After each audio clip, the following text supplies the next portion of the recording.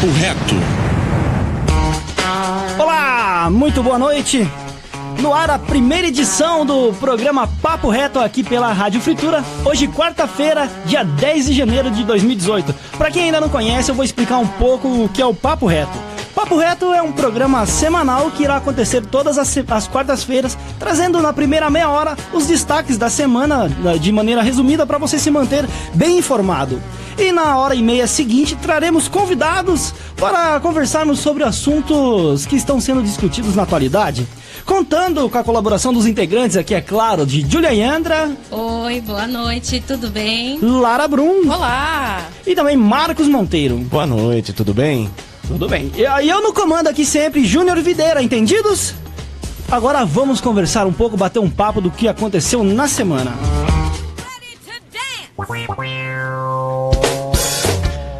Bom, é o seguinte... Essa semana aqui teve bastantes destaques pra gente trazer aqui, né?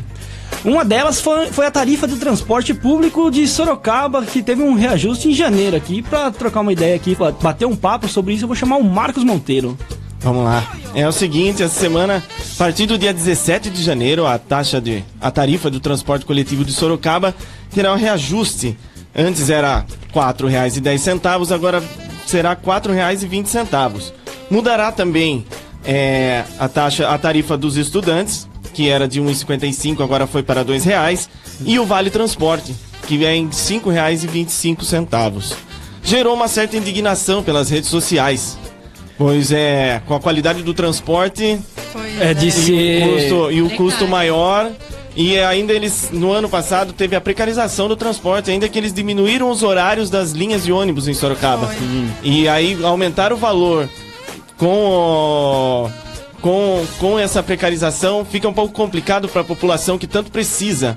Então, aí que tá. Será que a gente pode esperar greve por aí, Marcos? Então, em São Paulo, vai ter um movimento agora, o movimento Passe Livre, que é os caras que correm atrás disso, querem o passe zero, né? Não querem pagar essa tarifa. Em São Paulo, no finalzinho do ano passado, eles falaram que eles vão fazer uma greve a partir de amanhã. Eu ouvi falar também.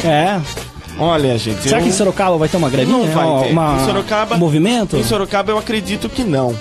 Porque não tem esse movimento forte nesse sentido. Porém, é o que eu falo, é uma coisa que eu sempre disse e falo nas redes sociais, é sobre a questão da privatização do sistema de transporte coletivo de Sorocaba. Quando você coloca o governo à frente de certos serviços, ele se torna precário. E quem é usuário do transporte coletivo de Sorocaba com certeza sabe o quanto é difícil você chegar pela manhã, que é um horário de pico, e acabar sofrendo com filas, às vezes até perde o ônibus porque tem a lotação máxima. Sem contar o que você mesmo falou, é a precariedade que tem aqui os ônibus aqui em Sorocaba. Sim, às vezes acaba compensando. Eu já acabei até fazendo essa conta, dependendo da distância, dependendo do trajeto que você faz, acaba compensando você utilizar o Uber. Sim. Uber ou 99. Hoje em dia ele tá compensando bem mais, mesmo em curtos trajetos, né? Não, e assim, o que aconteceu também, um dos motivos que o secretário da URBS deu como argumento foi que a arrecadação ela caiu muito no ano passado por conta dos aplicativos de transporte. E os aplicativos eles vieram pra...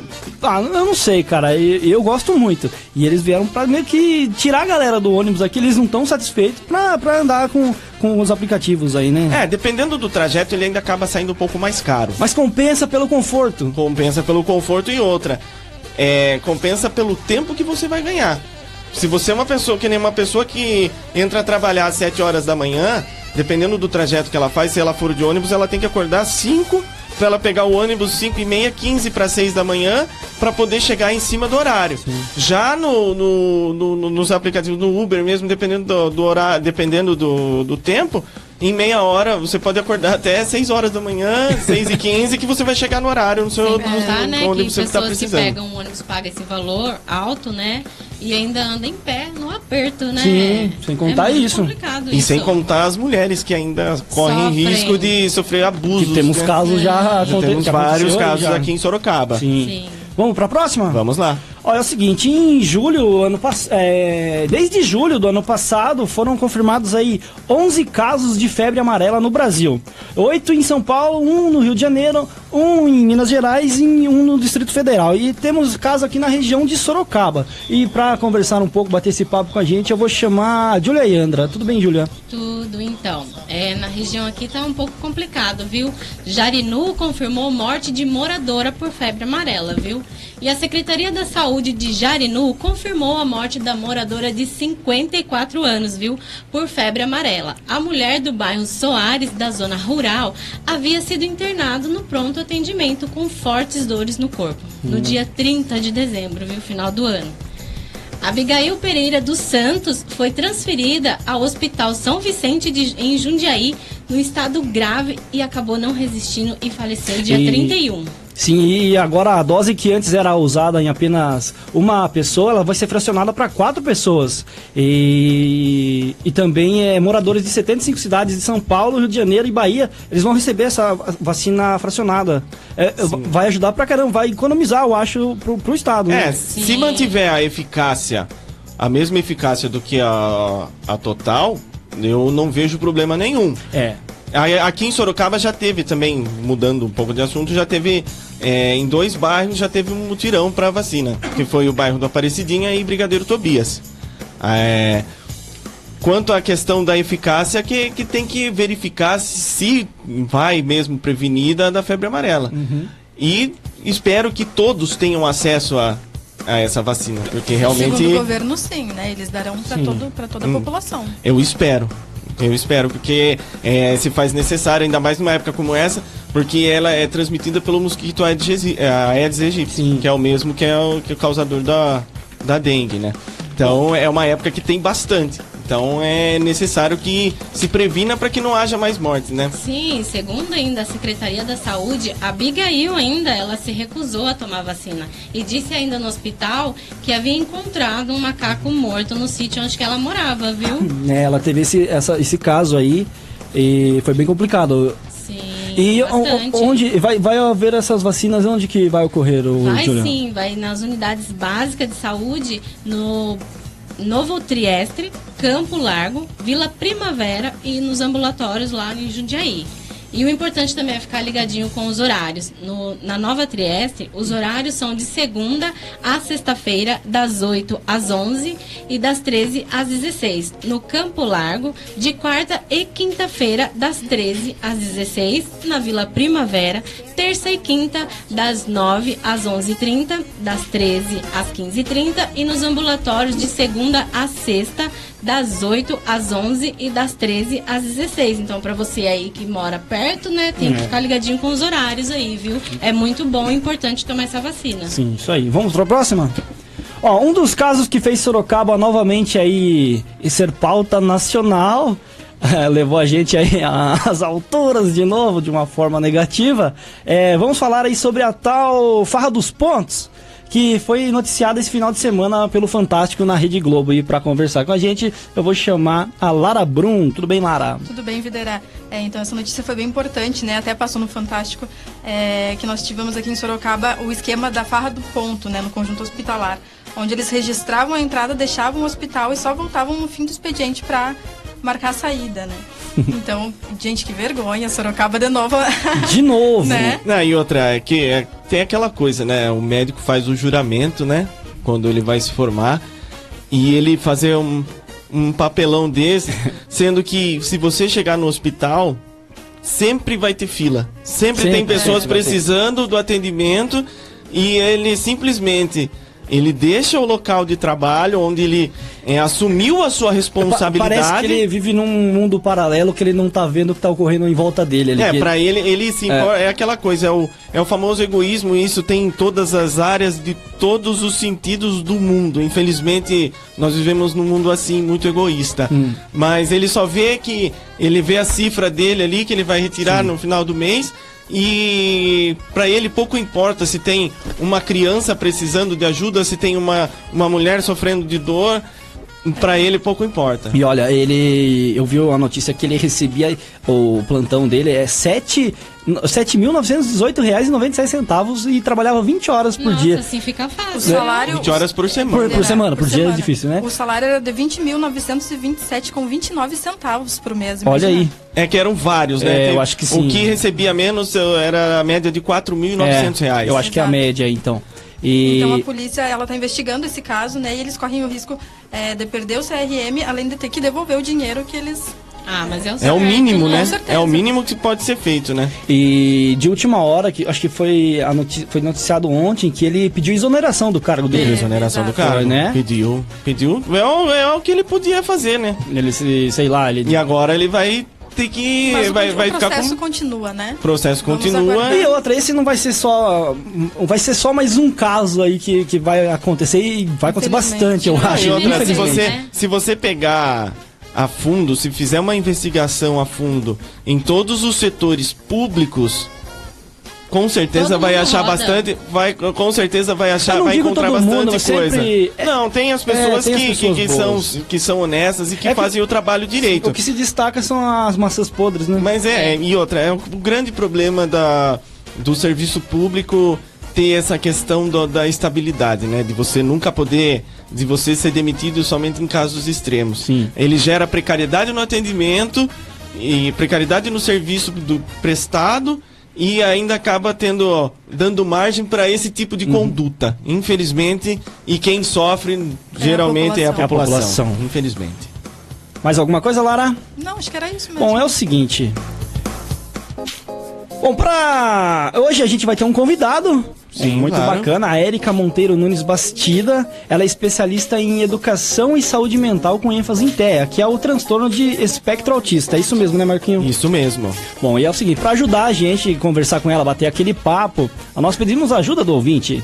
Da seguinte maneira, sintoniza aí no seu dial, no seu rádio em 107.1 FM e também pela Rádio Fritura, pela internet em radiofritura.com. Lembrando também que estamos pelo YouTube, a gente está transmitindo ao vivo pelo YouTube em radiofritura.com.br. Você já acessa o link e cai direto no YouTube. E também pelo Facebook, facebook.com/radiofrituraoficial. Lembrando sempre que você pode entrar em contato com a gente através do nosso WhatsApp e deixa aqui a sua opinião, troca uma ideia, conversa, bate um papo legal com o entrevistado e com a gente aqui. 15 981 58 1908. 15 981 58 1908. E não esquece de deixar o seu nome e de onde você é, beleza? E fica ligado que depois do intervalo a gente volta aí, beleza? Papo Reto, volta já! Você está ouvindo Papo Reto. Muito bem, voltamos aqui com o Papo Reto. Hoje a primeira edição do Papo Reto.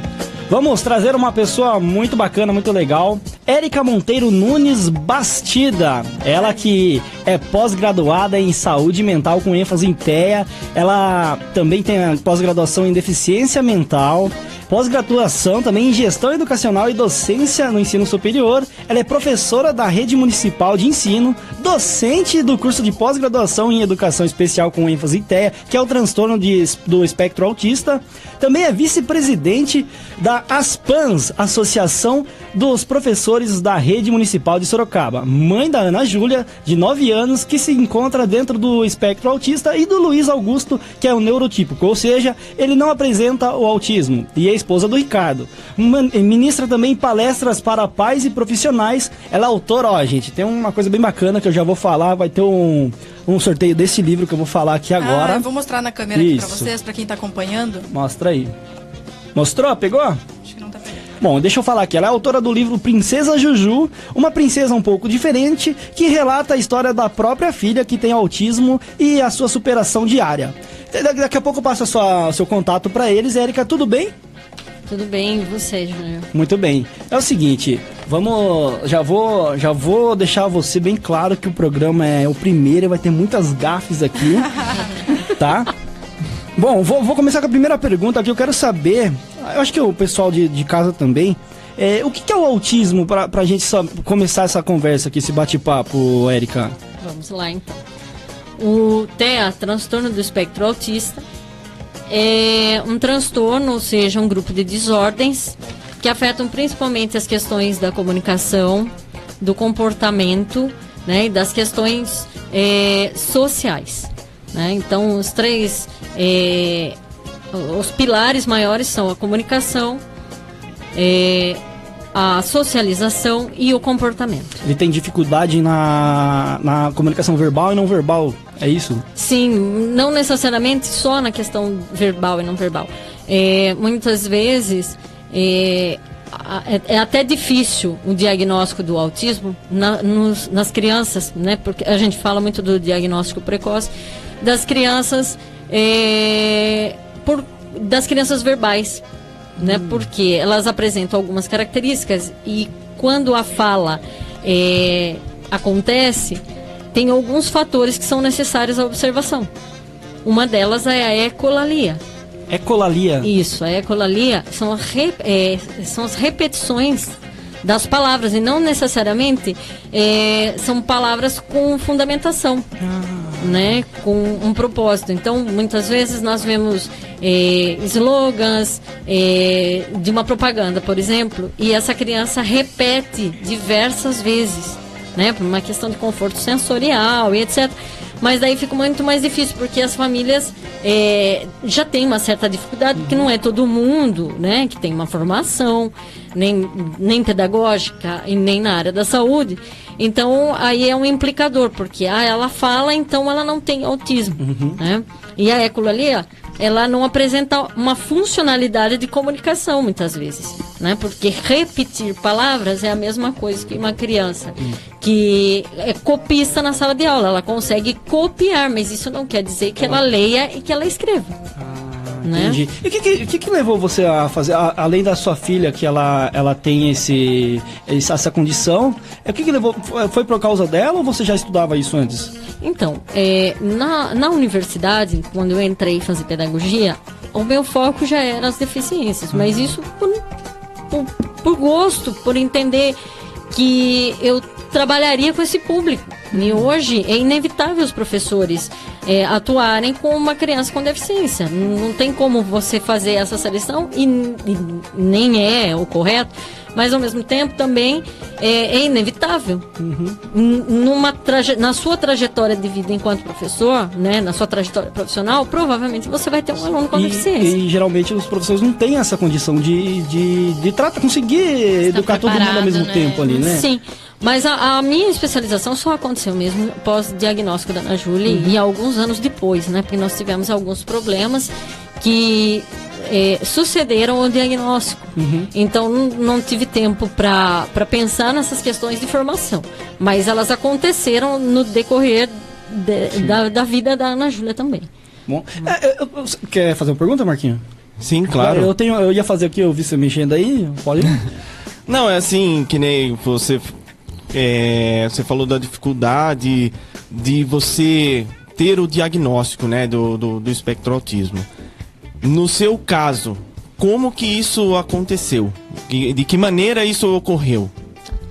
Então, a Ana Júlia apresentava alguns sinais com 1 ano e meio. Era uma criança que apresentava uma comunicação já restritiva, porém chamava papai, mamãe, o que é típico para 1 ano. 1 ano e 2 meses, 1 ano e 3 meses, com 1 ano e meio, isso cessou, né? Então ela não falava mais, né? E como já se falava muito pouco, né? E não foi só isso, né? A interação social foi se tornando precária, o contato, né? Muitas vezes a gente, uma das características do autismo é o contato ocular, né? Eles têm uma dificuldade muito grande de fixar o contato dos olhos com outra pessoa. Então a gente foi percebendo que isso era uma dificuldade muito grande dela. Fora isso também, estar diante de outras pessoas que não fossem as pessoas mais próximas dela, no caso eu e o Ricardo. Isso causava irritabilidade, choros excessivos. Então, e eu, enquanto professora, fui percebendo isso como eu percebi em alguns alunos, que já eram maiores, obviamente.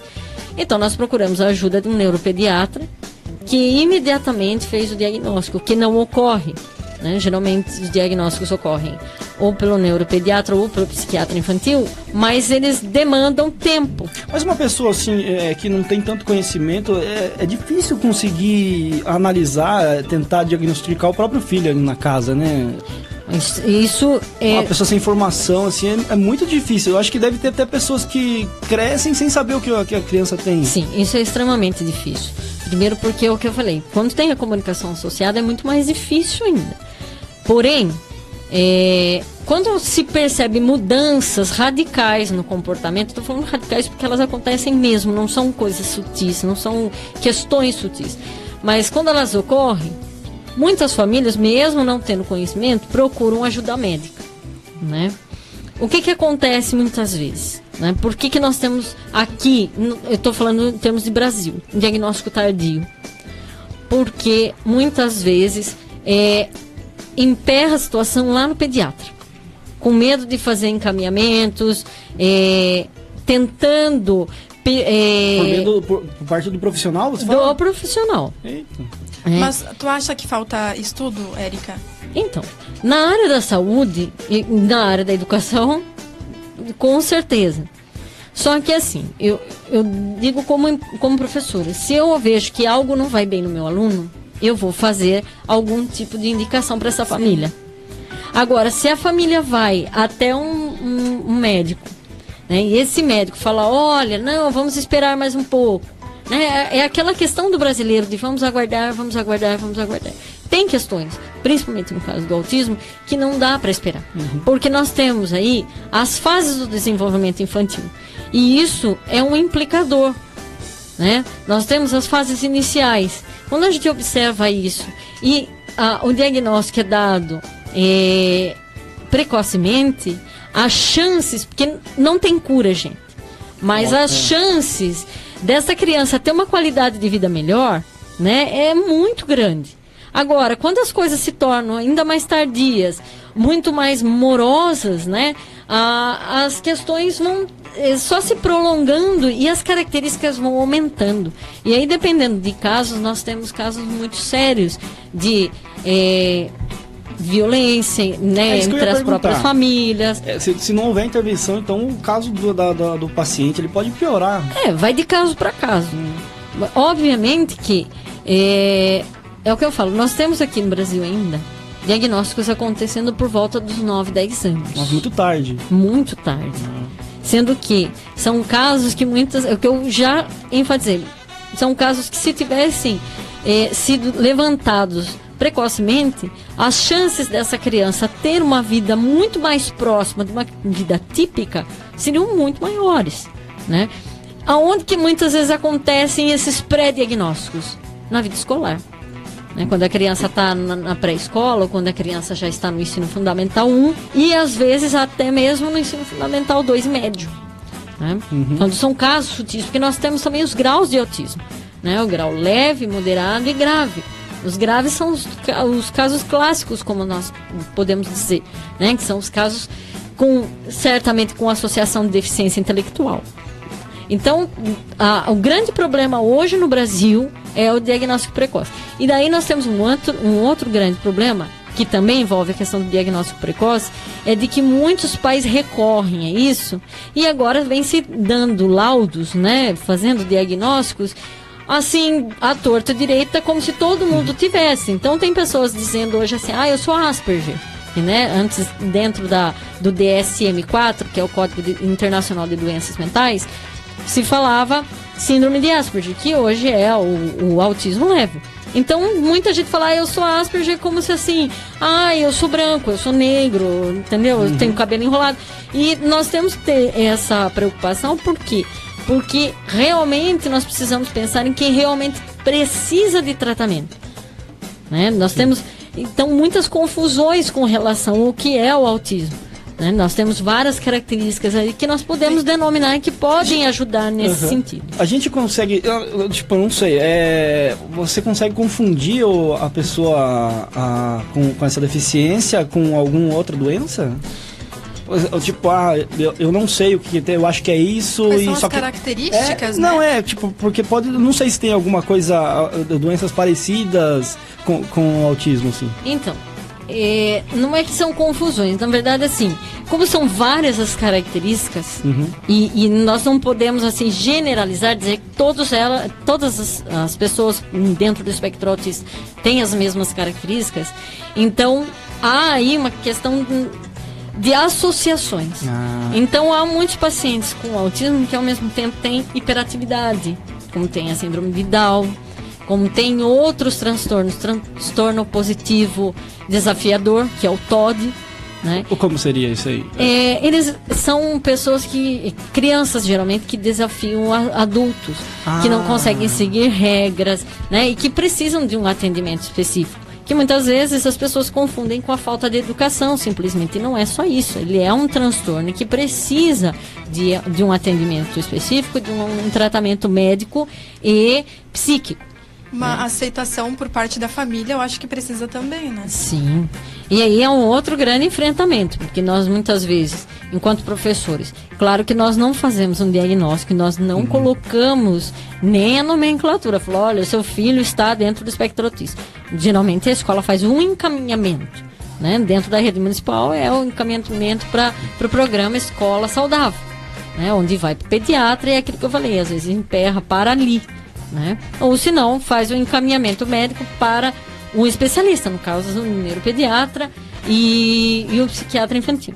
O que seria ainda mais interessante é que o diagnóstico fosse levantado junto com uma equipe multidisciplinar, não somente um médico. Isso é difícil também. Extremamente. No Brasil, eu estou falando em termos de Sorocaba, se a gente já não consegue um psiquiatra infantil na rede ou um neurologista, muito menos nós teremos uma equipe hoje, estou falando na atualidade, uma equipe multidisciplinar para fazer uma análise dessa criança. Porque quando você faz uma análise, você também já faz os encaminhamentos. Porque muitas vezes assim, seu filho tem autismo. Ok. E aí? E aí? E daí essa criança, esse adolescente, esse jovem, ele só tem um diagnóstico nas mãos. Ele não tem um encaminhamento de uma rede, né, de atendimento. Então, vai ser atendido por um terapeuta ocupacional, por um psicólogo, né? Muitos apresentam problemas motores, então precisa de um fisioterapeuta, e enfim, vários terapeutas que precisam estar incorporando esse processo de terapia para essa pessoa. Você acha que o Estado ele deixa meio de lado esse assunto? Que não ajuda quem precisa? Na verdade, eu sempre cito assim: para pessoa com deficiência, isso independente do autismo, não, é tudo que sobra. Então, assim, se nós levantarmos verbas, as verbas destinadas são as mínimas possíveis. Muito pouco. Né? Hoje eu escutei da Secretaria da Educação que nós temos aí atendidos os alunos que são beneficiados pelo atendimento educacional especializado, são por volta de 3.500 alunos. Então, será que tem um repasse de verba específico de 3.500 para 3.500 alunos? É difícil. Então fica muito complicado, porque daí também o atendimento deixa a desejar, porque o profissional que atende precisa receber, precisa de material específico, não é simplesmente colocar dentro de uma sala e falar, vamos fazer determinadas atividades. Né? Não é só o profissional se desdobrar para fazer alguma coisa, ele precisa de capacitação, de orientação profissional para cada caso. Sim. Então, por isso que eu sempre falo, para a pessoa com deficiência é tudo que sobra. Então, querendo ou não, essas pessoas, independente da classe social, elas vivem à margem da sociedade, sim. É complicado. Tem pergunta, Tilian? Tem, assim. Como sabemos também, o nosso jogador Messi, né, foi diagnosticado aos 8 anos, né, sendo autista. E você acha que a inclusão deles, né, na sociedade ajudaria no tratamento de alguma forma? Então, na verdade, assim, é uma incógnita essa história do Messi. Né? Há muita coisa por trás, fala-se que tem, fala-se que não, o pai já às vezes já se pronunciou, colocou que não era, então a gente não sabe. Porém, o tratamento para toda e qualquer pessoa com deficiência, ela vem para contribuir com a autonomia dessa pessoa com deficiência, independente de que grau ela, né? Então, eu não posso dizer hoje assim, olha, a Ana Júlia, né, futuramente vai trabalhar aqui ou ali, vai ser isso. Nós não sabemos. Porém, né, tudo que se possa proporcionar hoje para ela, nós tentamos oferecer. O que muitas vezes acontece, né? Porque por mais que eu, Ricardo, a gente trabalhe, que nós tenhamos uma família que nos auxilie nesse processo, tem coisas que vão aquém, porque tem coisas que não são oferecidas no Brasil. Então, nós ficamos numa situação aí de empate, porque daí a gente não tem como realizar, né? Porém, as famílias não têm acesso a isso. É o que eu estou falando, muitas vezes recebe diagnóstico tardiamente, e quando se recebe esse diagnóstico, aonde ir? Nós temos instituições, né, associações em Sorocaba que atendem, falando no autismo, né, que atendem essas pessoas. Porém, há listas de espera aguardando, e são enormes essas listas, né, e o poder público precisa ter um pouco mais de mão, né, um pouco mais de visão, né, de que essas pessoas lá na frente, né, elas vão onerar muito para os cofres públicos, né, pela questão das aposentadorias precoces, né, pela questão da invalidez, mas ainda o poder público não se conscientiza disso, mesmo nós aqui, enquanto pais, e que somos poucos, porque, né, às vezes fica assim, mas por que os pais não se mobilizam? Quem está com filho com autismo, né, dentro de casa, sabe o quanto de tempo nós temos que disponibilizar.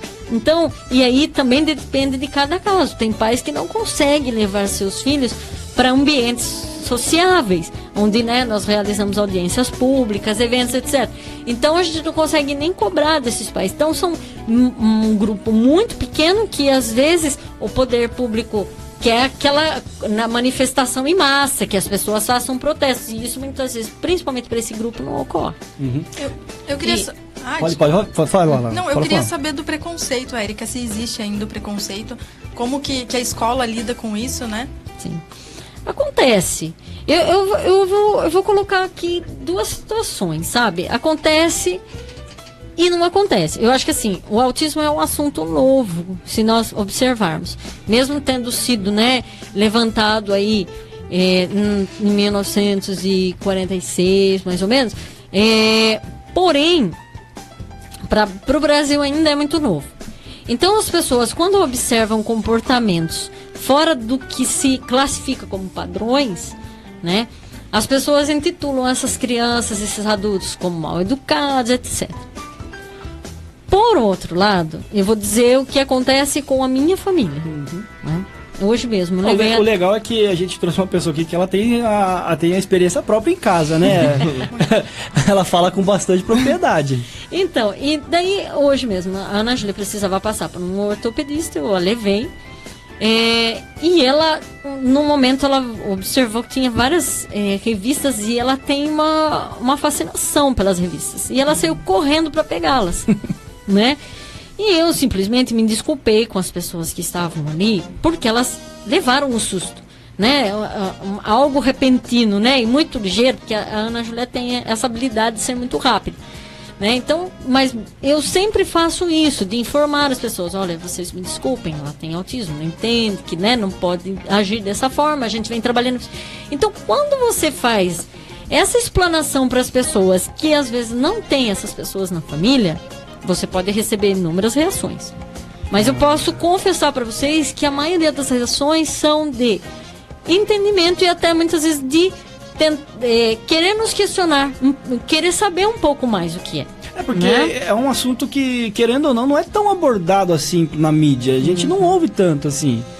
É uma coisa que eu acho que deveria, eu acho que, sei lá, pelas mídias aí deveria ser mais divulgado. Sim. Isso aí, né? E as pessoas que são meio afastadas da internet, de informação, eles não conseguem chegar a isso aí. O que a gente vem lutando aqui em Sorocaba é isso. Muita informação para as pessoas.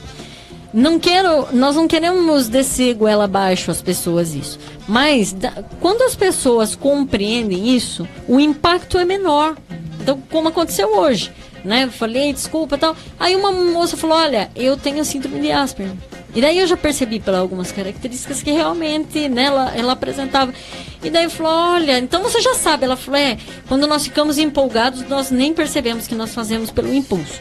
Né? Então foi uma situação muito normal, né? Não, nada constrangedor. O grande problema é que as famílias também às vezes vêm na defensiva, né? Naquela questão, tô olhando para minha filha, tá olhando para o meu filho que faz isso. E eu acho que a gente tem que agir com a naturalidade. É claro que cada um vem com uma cultura também, né?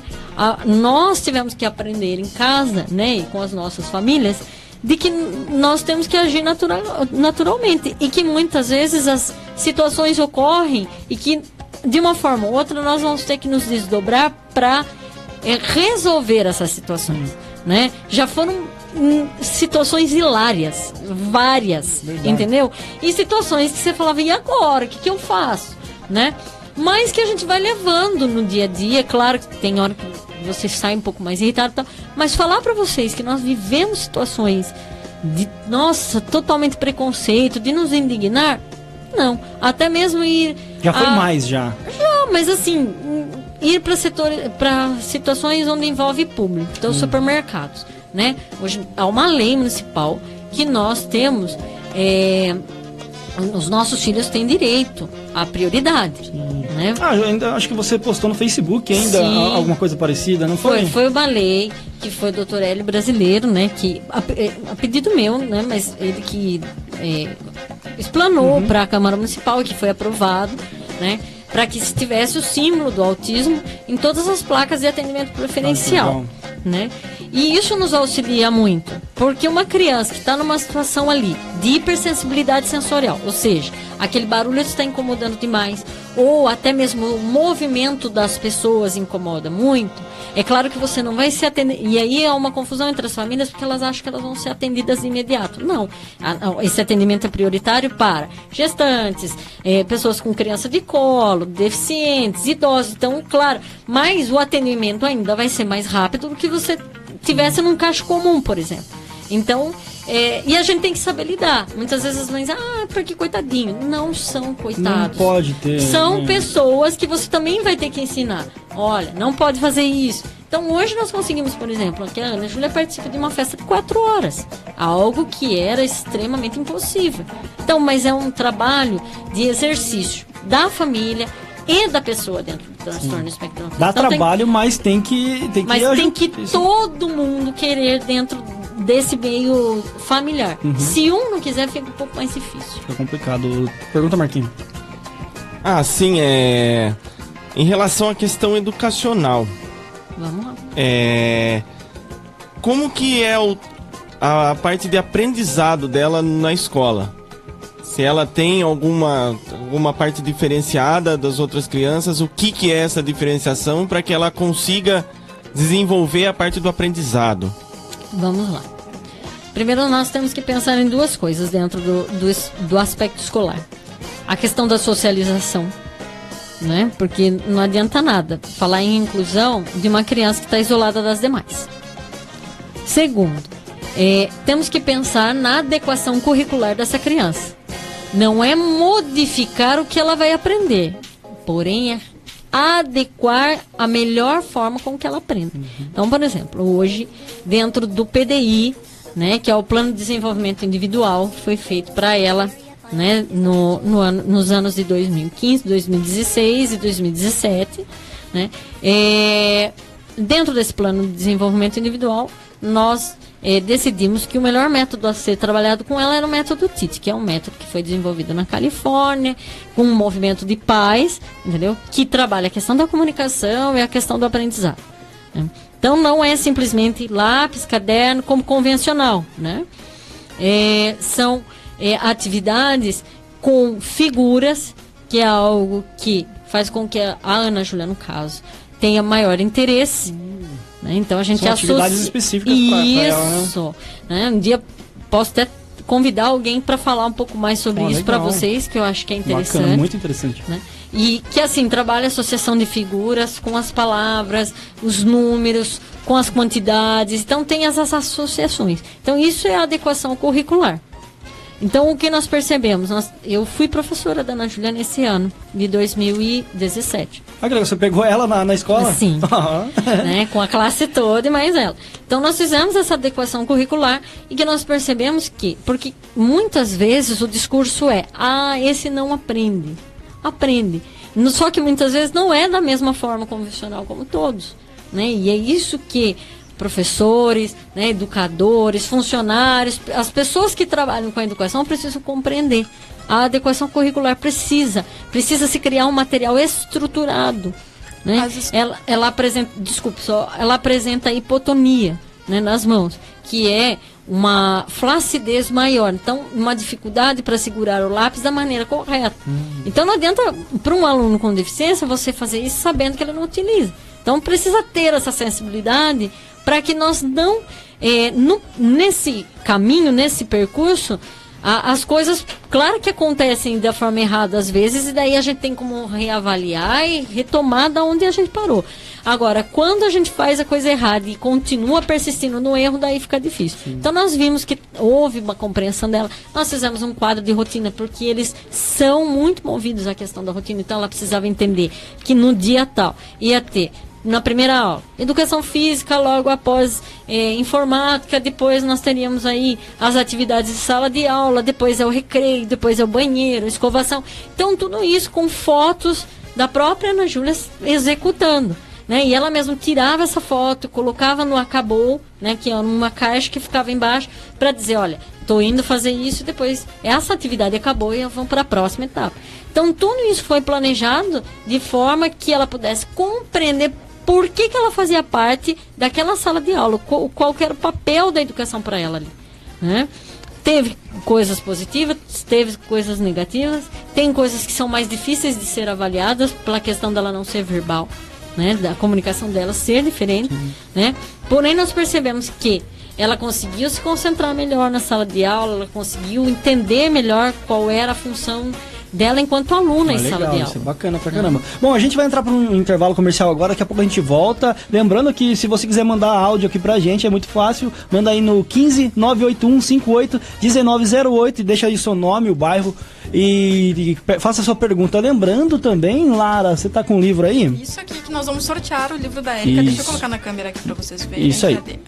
No final do programa a gente vai sortear o livro Princesa Juju. Uma princesa um pouco diferente, eu esqueci aí o subtítulo. Eu queria pra mim o livro, né? Na hora que eu marco...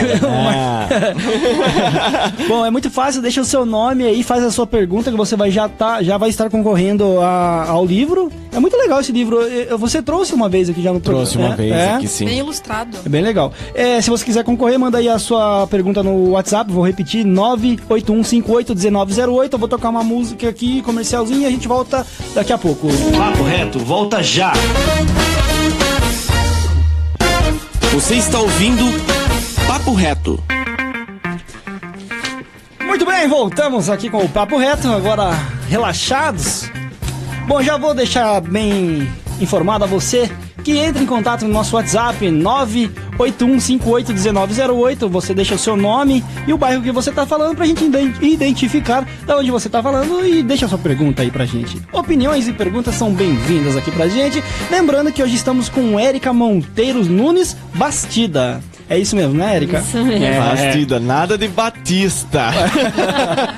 Bom, ela aí que é especialista em educação e saúde mental com ênfase em TEA, que é o transtorno do espectro autista.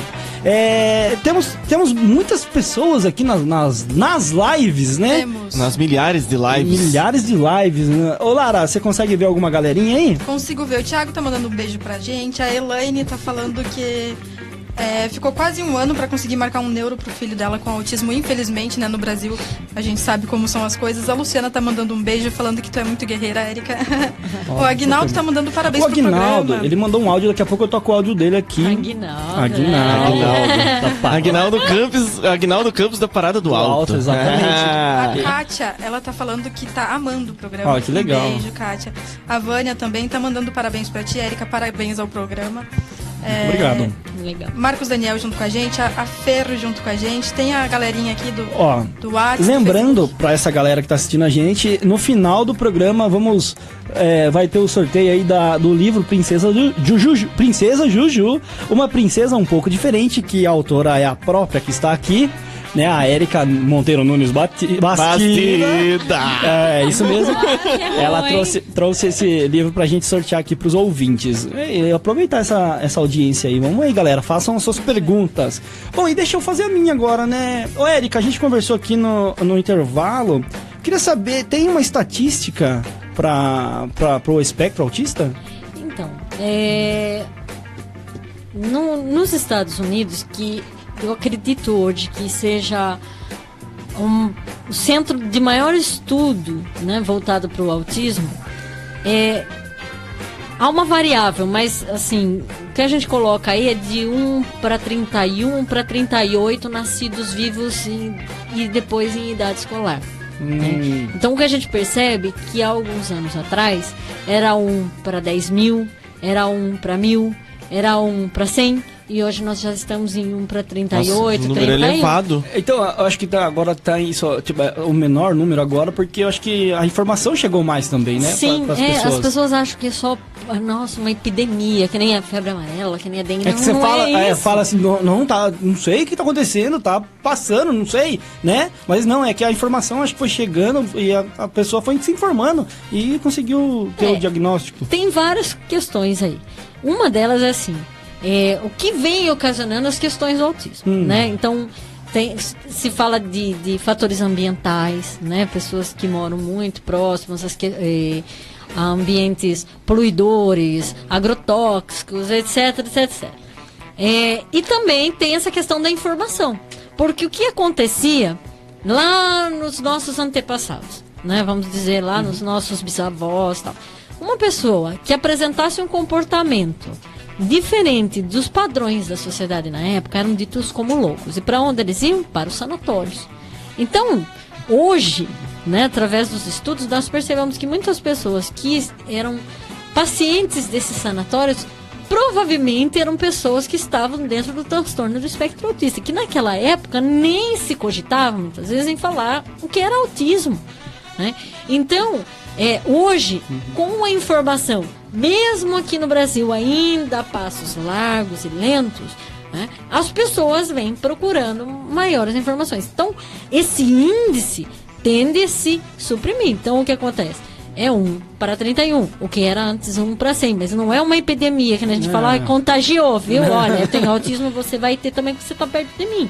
Né? Então, a informação chegou, as pessoas vêm procurar diagnósticos e informação, então, mas a tendência é muito grande. Se fala em 1 para 25. Se nós notarmos isso daqui 50 anos, nós teremos metade da população. Porque não dá para entender também isso aí, né? Então, e é que a preocupação, né, que eu enfatizo, da questão do poder público. Precisa-se ter um olhar mais voltado não só para o autismo, mas para as deficiências, não só por onerar maior quantidade nos cofres públicos, mas por pensar que essas pessoas têm direito tanto como as outras. Uma pessoa com diabético hoje não tem um protocolo de atendimento, onde se tem até mesmo medicação num preço mais... Que dê oportunidade para que essa pessoa tenha tratamento. Então, no caso do autismo, que claro, o atendimento é muito mais específico, necessita de uma equipe multiprofissional, porém, ela tem tanto direito como as outras, e não só porque ela paga imposto, mas porque ele é um ser humano e necessita de um atendimento adequado. Né? E aí fala-se de atendimento adequado, as pessoas também restringem um atendimento só à saúde. Não, tem vários outros pilares. Né? Nós precisamos de um atendimento específico para a educação, para a saúde, né? Para o lazer, porque muitas vezes essas pessoas assim não têm uma adequação aos espaços físicos, né? Porque se fala muito hoje, e claro, porque veio à tona e porque é muito mais evidente a questão dos cadeirantes.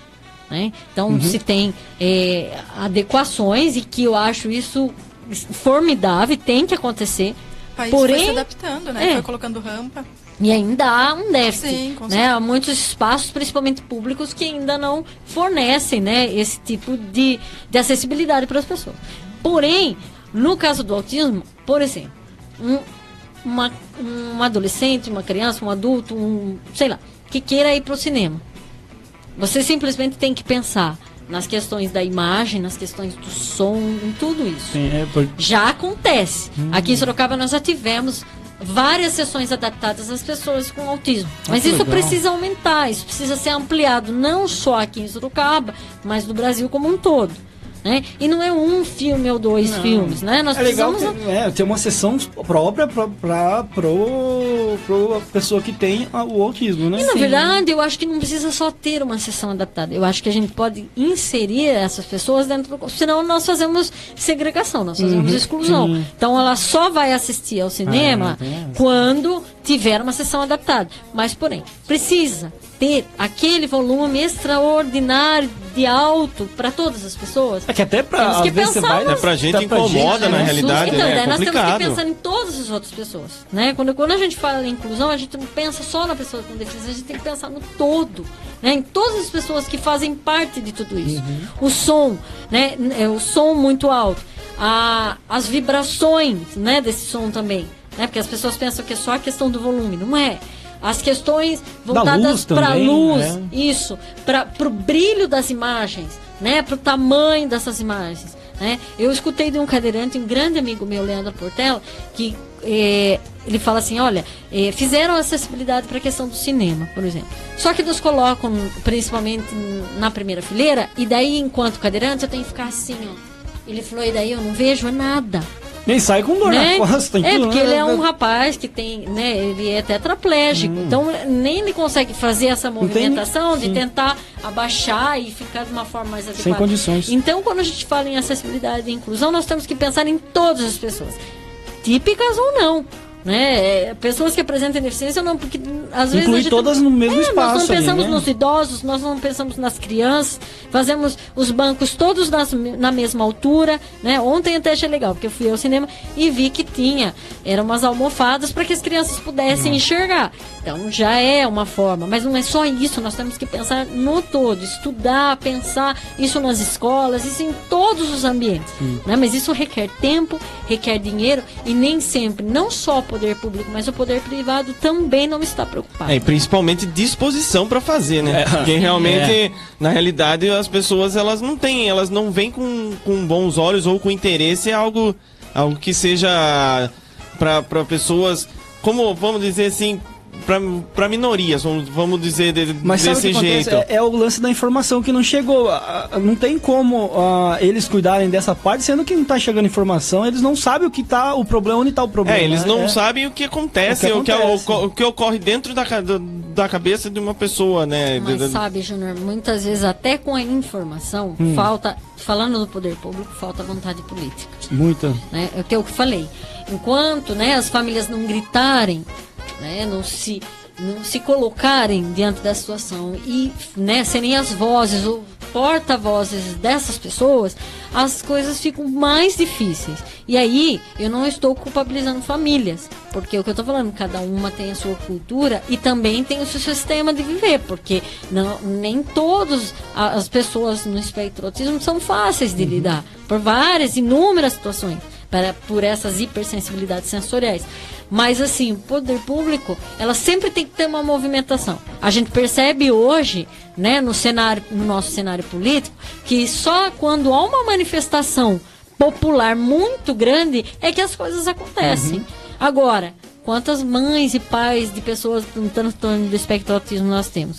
Você acha que elas vão conseguir se movimentar para um único espaço? Só para vocês terem uma ideia, nós tivemos no ano passado uma audiência pública falando de autismo e educação. Pouquíssimos foram os pais, né? E daí os poucos que vão que fazem o papel das vozes de todos esses que estão gritando. Porém, como nós somos muito poucos, né? Parece que nós deixamos de existir. Não faz barulho. Mas existe, Érica, um grupo de pessoas, de pais, mães, de pessoas, né, de crianças com autismo que se reúnem para conversar, para esclarecer, para pedir também ajuda, né, para mostrar para o governo? Então, tem vários na cidade, né? Tem agora até funcionários públicos, né, que tem um grupo, acho que de 6, 7 pais, mães, que fizeram pedido de redução de jornada, né, que é direito, e que eles se reúnem para conversar não sobre a redução de jornada, mas para conversar um pouco sobre como trabalham, como atuam com seus filhos em casa. Tem também os pais de um grupo chamado Te Acolho, que é muito mais hoje via WhatsApp, até por essa questão do acesso, né, mas que se movimenta, que participam de atividades como, por exemplo, no dia 2 de abril, temos o Dia Internacional de Conscientização do Autismo. Então se realizam caminhadas. E aí são várias caminhadas. Por exemplo, a AMAS, que é uma associação, né, de pais e amigos do autista, que também já tem aí como costume no dia 2 ou próximo de um domingo, né, para que todos possam participar, essa caminhada. Temos a ANDE, temos outras instituições. E com isso geram algumas atividades que os pais possam participar. Não somente para trabalhar as questões de como atuar diante do filho, dar dicas, né, falar da seletividade alimentar que muitos deles apresentam, né? Então muitas vezes tem um nutrólogo, um nutricionista trabalhando com eles, tal, mas também para falar da questão política. O que eu falo é que muitas vezes, até para você pedir hoje para um vereador, por exemplo, uma audiência pública, isso demanda a ida até a Câmara Municipal. Para isso, precisa de uma organização do evento. Porque, claro que tem um cerimonialista lá, mas tem que ter a vontade dessas famílias, dizer assim, olha, nós queremos que se enfatize esse tema. Então precisa. Agora, qual é o tempo, né? Porque demanda tempo, que esses pais têm para ir para lá. Então tem algumas lideranças que acabam fazendo isso. Mas poucos os pais. Outra, eu sempre levanto essa maneira, todos os pais, e eles precisam ainda se conscientizar disso, porque muitos assim, não, meu filho não liga de ficar lá no ambiente, mas ele apronta muito. Vai para a Câmara Municipal. Por quê? Enquanto nós estivermos calados, enquanto as questões estiverem silenciosas, o poder público, né, vai falar, tá tudo bem, gente, eles estão tendo atendimento. Agora, quando eles vêm, que é um puxando o fio daqui, é o outro subindo lá querendo pegar o microfone, né? O outro que não apresenta filtro social, ou seja, fala o que vem na cabeça, pega o microfone e fala. Então, precisa mostrar o que é o autismo, porque até então, esses políticos muitas vezes também não sabem o que é o autismo. Então eles acham assim, porque é bonitinho, não, eles têm uma deficiência. Por quê? No autismo não tem uma característica física, né? Como a síndrome de Down, que tem algumas características muito pontuais na questão física. Né? Se você olha, né, vocês podem observar na Júlia, ela não apresenta nenhuma característica física. Que você fala, quem olha e nota, passa desapercebido. Então, quando elas se manifestam, questão do comportamento, da questão social, dos movimentos estereotipados, ou seja, repetitivos e fora dos padrões que a sociedade coloca como, né, uma criança que senta, que brinca normalmente, né, o poder público deixa de atender e de ouvir o clamor desse público em específico. Então é isso que muitas vezes a gente pede, independente se o seu filho vai gritar lá no meio de uma audiência, deixe que grite. Porque eles têm que ver como que é o negócio. Porque mesmo, eles não sabem. Né? Poucos que já tiveram a oportunidade de estar próximo, né, convivendo com uma pessoa com autismo. E é que eu digo, não dá para colocar numa caixinha dizendo todos têm a mesma característica, cada um é de um jeito. Então precisa se ter essa compreensão. Outra coisa, a questão da saúde, né? Nós já várias vezes pedimos para os secretários que eram atuais, né, nas épocas, que conversassem conosco, que se implantasse uma rede de atendimento, né, de que se determinasse que o diagnóstico precoce fosse algo essencial. Até hoje nós não fomos atendidos, né, prontamente e da forma adequada, porque eu poderia muito bem hoje, Júnior, falar para você assim, eu não preciso estar aqui. A minha filha já tem atendimento, eu corro atrás, eu faço. Mas nós vemos a aflição de muitas famílias. Nós temos famílias hoje de vários padrões na cidade. É legal a gente ver a situação das pessoas também, né? Você principalmente, que você está vendo a sua luta com isso, e você sabe a dificuldade das outras pessoas, né? Então, e nós temos esse acesso. né? De eu chegar lá, tentar marcar com um político e conversar com ele, mas não é todas as famílias, não são todas as famílias que conseguem realizar isso. Muitas famílias vivem nas regiões periféricas da cidade de Sorocaba e que elas muitas vezes não têm acesso ao transporte especial, muito menos elas vão conseguir levar seus filhos para mostrar, olha, ele tá aqui, olha como que ele tá quebrando tudo lá em casa, né? Então, o que a gente pede é que, principalmente a Secretaria Municipal de Saúde, né, tem um novo olhar para essas famílias todas, que se implante uma rede de atendimento a pessoa com autismo, porque a informação está brotando e as pessoas estão aparecendo e o número de pessoas com autismo na cidade é muito maior, porém o acesso é muito restrito. Então não, é uma coisa assim, é injusto, né, uma parte da população ter o atendimento e nem sempre é o atendimento adequado, e uma outra parte não tem nem o direito ao diagnóstico, que é o que nós temos aí. Então, a minha solicitação hoje é que o senhor secretário, o senhor Dr. Ademir Watanabe, né, ele possa nos ouvir, né, e refletir melhor sobre essa criação da rede de atendimento à pessoa com autismo e suas famílias, porque muitas vezes assim, eu atendo a pessoa com autismo, mas não atendo a família, e a família às vezes está numa situação que precisa de atendimento.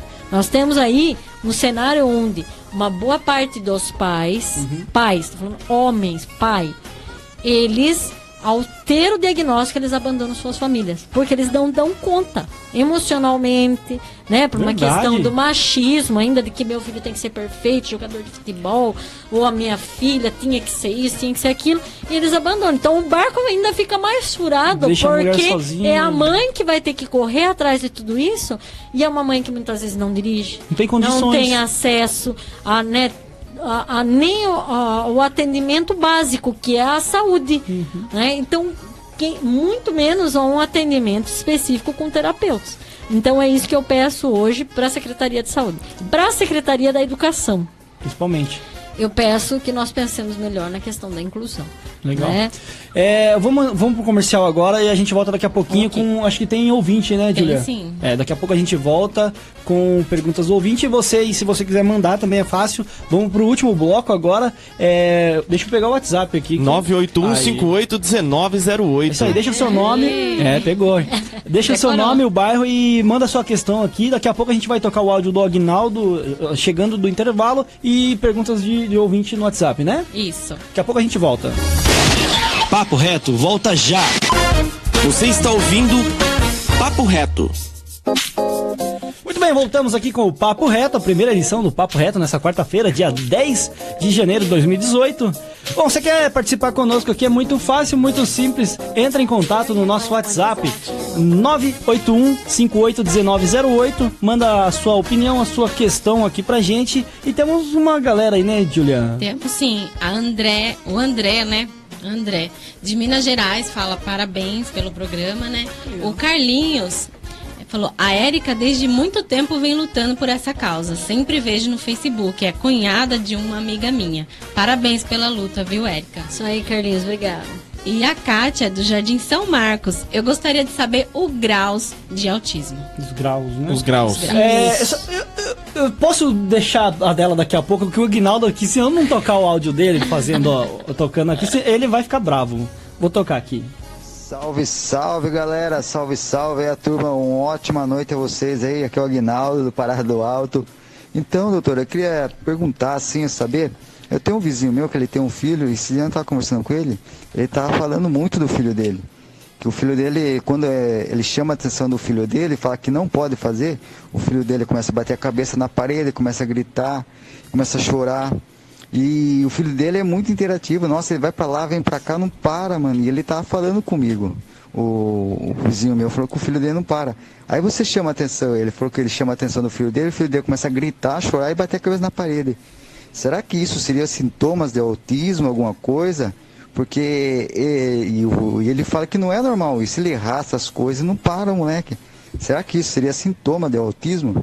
Ainda eu perguntei para ele também se isso é normal, ele falou que não é, que o filho dele não para. Então, só essa dúvida. Aí, Érica. Vamos lá. Então, na verdade, assim, as características do autismo são inúmeras. é um comportamento muito distante daquilo que a gente pode dizer que é um comportamento padrão. Então, o que eu indico aí, né, e aí precisa a família se dispor a tudo isso, é de encaminhá-lo ao médico, né? Se ele tem condição se ele tem um convênio médico, isso vai ser muito mais rápido. Senão, ele precisa ir diretamente ao Sistema Único de Saúde, pedir, né, um encaminhamento para que ele possa entender o que é. Porque, assim, diante de uma única característica, né, que aí ele está falando um pouco de hiperatividade, né, e da questão de bater a cabeça na parede, eu acho que ele precisa fazer esse levantamento médico. Eu não faço diagnóstico, tá? É claro que muitas vezes eu noto algumas características em algumas pessoas, nem por isso eu tenho o direito de chegar nas famílias e fazer nenhum tipo de colocação. Porém, eu faço as minhas observações para mim mesma, né? E percebo. É claro que se uma pessoa vem, como o Aguinaldo vê, olha, tal, mas aí esse vizinho dele que ele está falando, precisa procurar ajuda médica, porque às vezes são tantos transtornos, tantos outros diagnósticos que podem acontecer, então não dá para dizer ou não é autismo. Até porque o autismo ele vem segmentado de várias características. Eu queria saber como que é o tratamento quando a criança ela é diagnosticada com o autismo, como que é a melhora desse tratamento, como que faz, como que os pais eles levam, né? Eles vão fazer um tratamento psicológico, usam remédios, não? Como que é o tratamento? Então, há casos que há necessidade, sim, da terapia medicamentosa e há outros casos que não. As terapias, né, como terapia com psicólogos, com terapeutas ocupacionais, etc. Isso também vai da indicação do médico ou da associação que essa criança, esse jovem, esse adulto frequenta, né? Há melhoras? Muito, principalmente no que diz ao comportamento e na socialização, né? E até mesmo na comunicação. Então, e aí eu enfatizo de novo a necessidade da equipe multiprofissional para observar quem é esse indivíduo e quais são as suas reais necessidades, até para que não se erre, porque aquilo que eu falo, se nós generalizarmos o tratamento para todos, né, nós estamos aí criando um monte de robôs, todos vão fazer da mesma forma, e uns há uma necessidade de se trabalhar a comunicação muito mais do que o outro, que precisa trabalhar a questão da socialização. Vai de cada um daí no Sim, caso, né? Mas é aquilo que eu sempre falo, o autismo não tem cara, tem tratamento, e o autismo é tratável, ele não é curável, ele ainda não tem cura. Há estudos, muitos cientistas que vêm trabalhando com isso, fazendo pesquisas, né, fazendo isolamento até de alguns genes para fazer essa observação. Porém, nós não temos nada ainda que fale assim, olha, nós temos um remédio, né, como várias outras curas, olha, que a partir da aplicação em tantas semanas nós teremos aí, né, a retirada total do diagnóstico da vida da pessoa. Não há. Hoje não há. Eu não posso dizer que não haverá. Nós não sabemos, né? Porém, ele é tratável hoje. Tem o tratamento medicamentoso, tem o tratamento que a Ju faz também, que é o tratamento biomédico, né? Que não posso hoje dizer todo o tratamento aqui, porque ele não era muito tempo. A gente precisa conversar numa outra etapa e eu indico uma outra pessoa para falar isso para vocês. Mas assim, falar hoje, que nem o tratamento da Ana Júlia, que começou aos 2 anos e 7 meses, mais ou menos, do que era a Ana Júlia ontem para a Ana Júlia hoje, é uma criança totalmente diferente.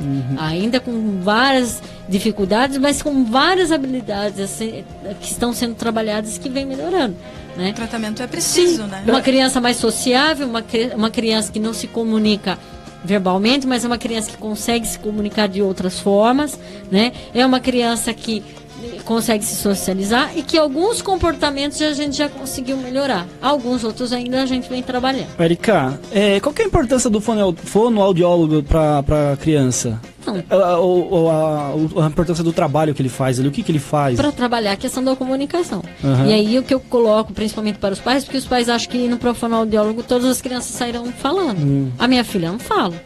Porém, a questão da comunicação pela comunicação ser precária, muitas vezes as crianças têm dificuldades em outros aspectos, como por exemplo, alimentação, sucção, né? eles têm um problema nas questões orais que precisam ser trabalhadas com fonoaudiólogo. Por exemplo, a Ana Júlia, por um bom tempo, teve que tomar na mamadeira. E daí foi por outras questões, ela foi hospitalizada, teve problemas no trato gastrointestinal, teve esofagite, né, não conseguia mais engolir.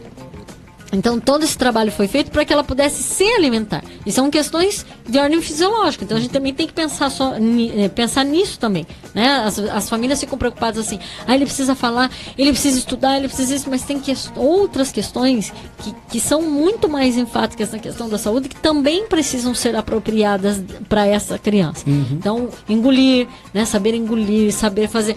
Então, hoje ela faz duas fonoaudiólogas, mas uma delas trabalha a questão da reorganização neurofuncional. E daí precisa entender que alguns movimentos na boca, né, algumas questões orais precisam ser realizadas e que muitas vezes passam despercebidas. Né? Por exemplo, o movimento do... Difícil. Né? Para eles, não são todos, mas, por exemplo, no caso da Ana Júlia, isso dificulta muito. Então ela precisa compreender isso. Como ela não sabia, por exemplo, assoar o nariz. E aí os casos de questões de doença por ordem viral eram muito maiores, questões de gripes, resfriados, né, broncoaspirava muito, né, e daí assim a proximidade da questão das pneumonias era muito maiores. Hoje ela consegue assoar o nariz. Isso foi graças a quem? Ao papel do fonoaudiólogo juntamente com a família. Tem questão, Julia? Respondendo a perguntinha, né, da Kátia do Jardim São Marcos, que ela gostaria de saber quais são os graus do autismo, né? Então, é o grau grave, leve, grau grave, moderado e leve.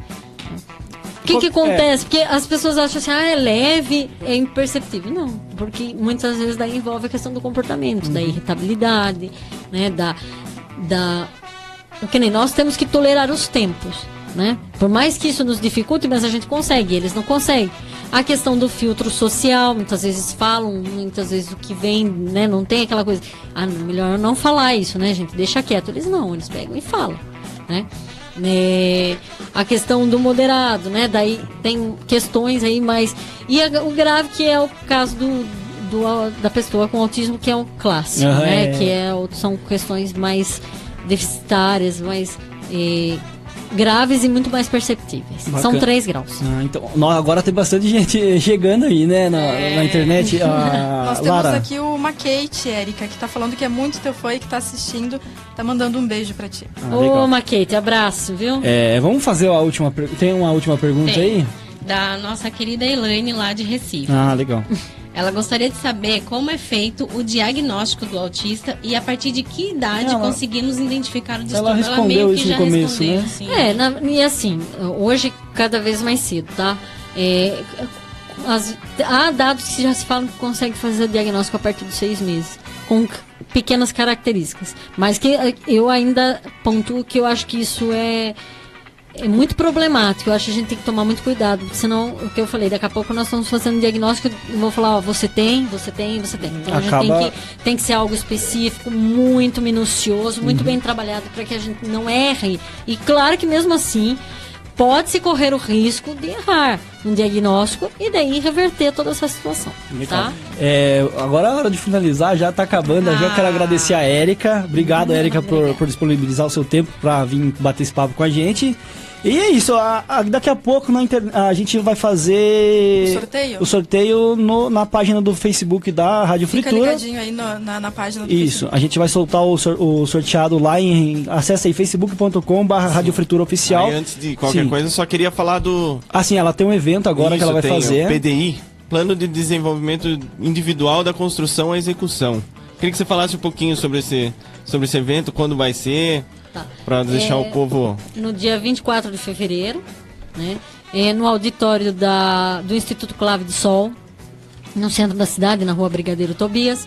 E eu venho para trabalhar um pouquinho da questão do plano de desenvolvimento individual, para trabalhar a questão do currículo estruturado, como elaborar esse plano, fazendo uma anamnese juntamente com a família, com a escola, percebendo quais são os pontos cruciais para se trabalhar o desenvolvimento do aluno em sala de aula e no ambiente escolar. Olha que legal. Aí como que faz para entrar em contato com você?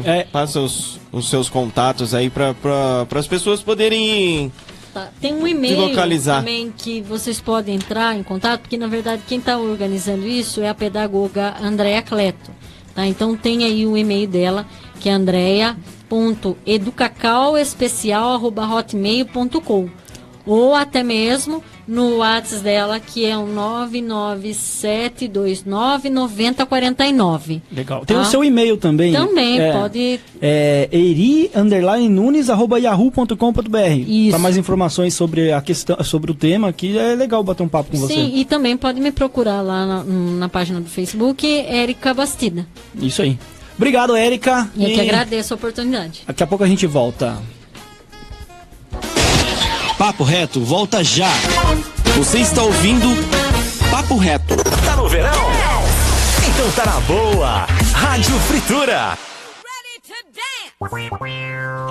Muito bem.